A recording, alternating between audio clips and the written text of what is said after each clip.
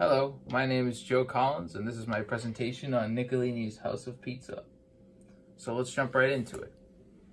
So the first planet is a little bit of background on Georgetown and the kind of landscape it is for restaurants and especially pizza places. So the first set of information was taken from the ESRI website and shows that it's kind of like a country town with not that many people, and it's a little bit more affluent. So jumping into the restaurants, there are 6 pizza places in Georgetown, which is like an average of almost 1,000 people per pizza place, which is ridiculous. Jumping into the 4 Ps planet. So obviously we know that the 4 Ps are a very centralized idea in our marketing knowledge: product, price, promotion, and placement. So with the Nicolini's, they sort of struggle with picking a specific strategy, which one to focus on or which couple to focus on. They're new, but they still need to pick a strategy. So I think that they should pick a promotion product strategy, one or the other, because they have a lack of promotion right now. And a lot of the pizza places in Georgetown already have some means of promotion. And I think also a product strategy is important because their menu showcases so many different items, and I think that's an important point to address. Keeping the 4 Ps in mind is important as we move on to our next section, which is market segmentation. So Nicolini's does not have a clear strategy in this area. For example, there's a Domino's in town, and they are a well-known pizza chain that caters to savers and millennials looking for a late-night snack. That's a good example of a good, clear strategy in market segmentation. So Nicolini should hone in on a demographic strategy, honing in on the ESRI data that we saw from before. They need to attract the soccer mom demographic, and I'll explain later how to promote and create a brand to embody these values.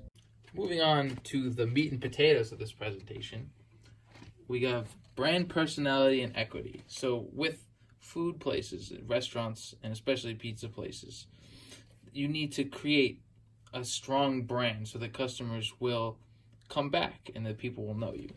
So Nicolini's does not have a strong brand yet. They got the influx of people from being a new place, but they're really undefined at this point. So it's a very unique time, and it's time for them to create a brand based on the demographics. So they need to differentiate themselves from the other pizza places in Georgetown. They need to focus on their huge variety and also price, as well as create a sincere and inviting environment for people. This is to gain access to the huge demographic within Georgetown. So currently, Nicolini's uses no forms of social media outlets, blogs, any kind of posting that I could find. They have a lack of effective promotional strategy, which could hurt them in the long run. They should utilize both Instagram and Facebook to showcase their dishes, like maybe do a dish of the week kind of thing, or something that's interesting and eye-catching. They could potentially partner with local schools for school lunches, and I think that they could do direct mail promotions, giving everyone maybe a free small pizza just to get people to come in. And I think it's important to connect with customers using and gather data using questionnaires or other forms of collecting data. I think it's important for them to establish their brand sincerity and to create an environment that people want to come back to.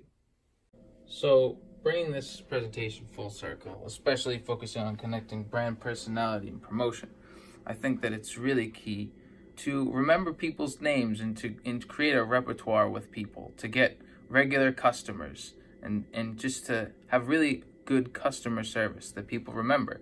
And this will create not only brand personality, but brand equity. So as Andrew Carnegie says, be genuinely interested in people.